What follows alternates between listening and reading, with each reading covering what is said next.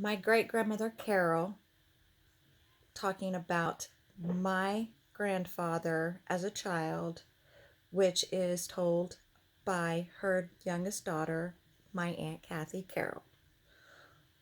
One day, while heating a kettle of hot water over an open fire, Howard, my grandfather, her 4-year old middle son, fell into the fire, severely burning his leg from knee to ankle.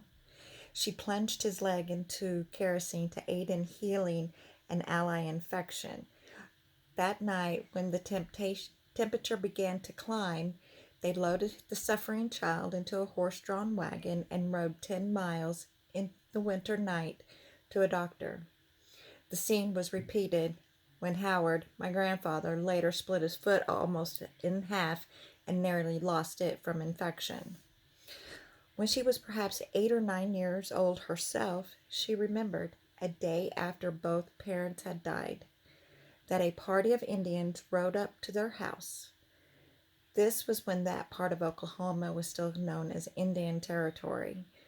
She recalled that she and her brother and sisters went outside and simply stared at each other. Finally, she said, the Indians turned and rode away. I never saw her become rattled, no matter what the circumstances. She acted rather than reacted and simply kept her silence. She had spent countless hours alone throughout her life. Perhaps this is why she appeared to possess such a great inner strength. She had the time and the sort of thing to sort things out only with God as her guide. She lived a day at a time, and when things seemed to fall apart, she simply kept on going. A good example of what my father it was when my father died, my great grandfather, unexpectedly. She had an 11-year-old child, 160 acres of farmland, livestock, and chickens to care for. Up to this point in her life, she had not been allowed to make any major decisions.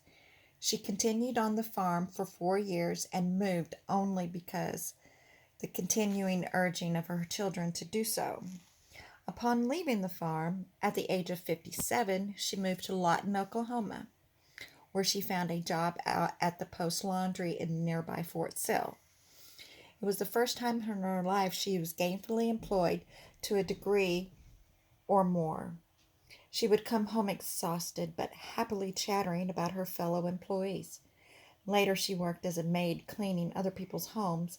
Still she remained cheerful, perhaps because she was no longer lonely.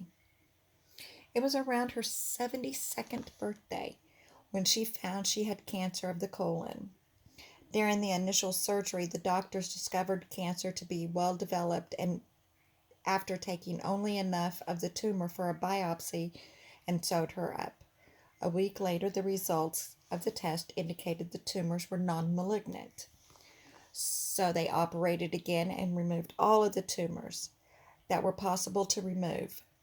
The two major surgeries within a 2-week period took a toll on her strength. Later biopsies revealed the tumors were malignant after all. She knew this without being told. Ensuing let her nausea and left her nauseous and weak.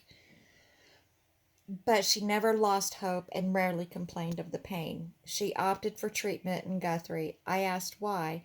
Wish she wouldn't go to Oklahoma City, where the hospital facilities were newer and better equipped, and doctors were capable of providing her better treatment.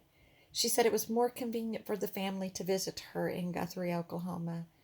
One day, months later, when she was suffering such excruciating pain, she quietly said that if I had to do it all over again, she would have gone to the city. By then it was too late.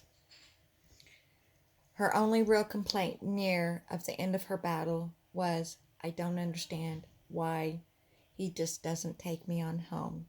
And she passed away on September 20th, 1966, 3 years before I was born.